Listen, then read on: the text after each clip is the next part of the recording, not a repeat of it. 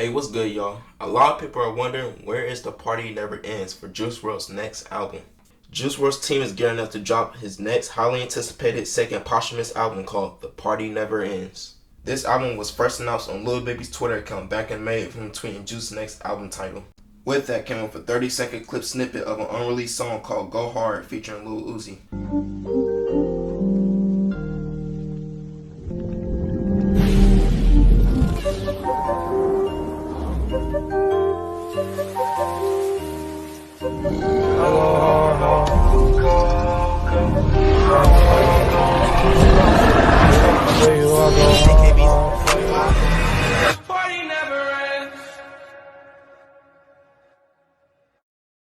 Lil Baby would go on Instagram Live a couple days later telling fans that there would be no leaks on the album. With all this going on, a lot of people was assuming that the album was gearing up to drop and around the corner. But weeks would go by without any updates or announcement about the album or a single. But then, out of nowhere, Googly, who does the group box for Juice songs getting leaked, would leak a short track list of 5 songs that was going to be on the album. A lot of Juice fans would take his word, considering that he also leaked the Legends Never Die track list, which was highly accurate. Juice team will respond by saying the track list isn't real. Then about 2 weeks later, Lil Baby would tweet that there will be 3 parts to the album. The 3 parts are Hype, Sad, and Love, with each part having 6 to 8 songs. That same day, Lil Baby said that the first part of the album was 90% done and that he's just waiting on the Travis Scott feature. Within the following days, people around Juice's camp would tease the song Go Hard by tweeting out the lyrics of the song on Twitter, including his girl Allie. This had many fans excited and anticipating that the song was going to drop very soon.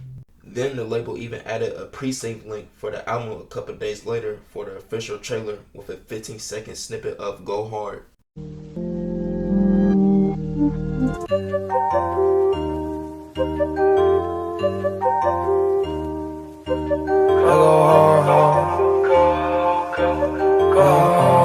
With the hype of this rollout at an all-time high, most fans were assuming that the album would have a release date or a single coming soon. But for some reason, we got nothing for weeks. No single, no release date, no tracklist, or even an album cover. When fans would ask for updates about the album, Lil Baby would just respond by saying soon. This trend of Juice WRLD's label of hyping the album then going ghost or not dropping anything started to piss off the fan base. Juice WRLD's manager Pete will also go on Instagram Live to troll the fans by saying that the album would drop soon. They steady talking about what album. Brody, the party never ends. They said. Hey, I got Juice WRLD release date in my safe, man.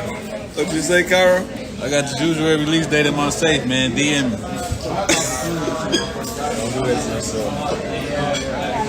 The party never ends. This the guy who got the date to the party never ends.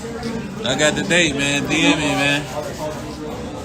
Lil Baby underscore. Lil Baby underscore, man. DM me, man.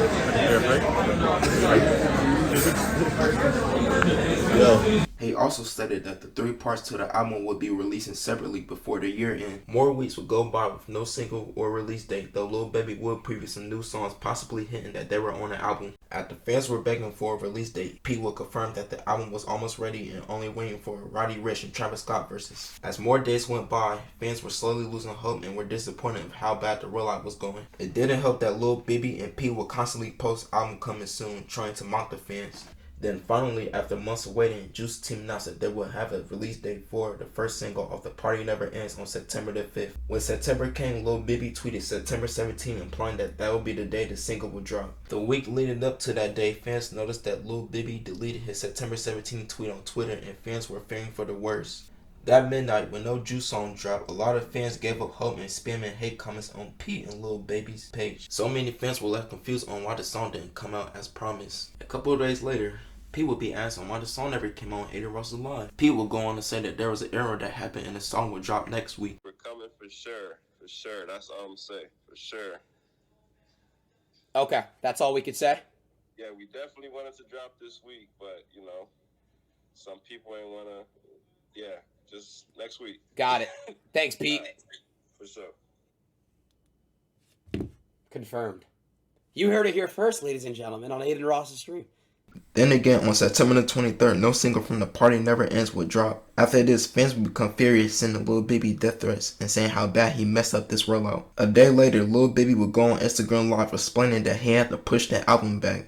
for a documentary. And with that documentary, there will be an album that come with it. So, y'all keep wanting to, I wasn't gonna say nothing back to y'all, but look, so I had to postpone everything because I got a call from HBO.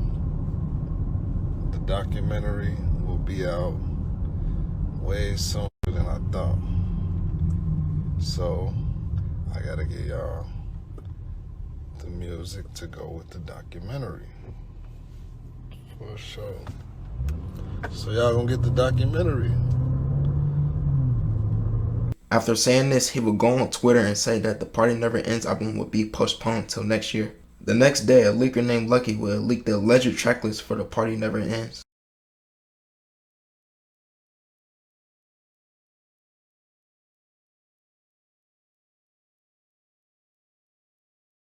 Lil Baby would take his frustrations to Twitter saying that Juice WRLD has the best and worst fan base at the same time, which I kinda agree with. I'm not saying Juice WRLD fans shouldn't be mad at him, cause they should, cause Juice WRLD's label should have been more informative with us instead of like throwing these subliminals out, but at the same time, using death threats and all that is like taking it too far.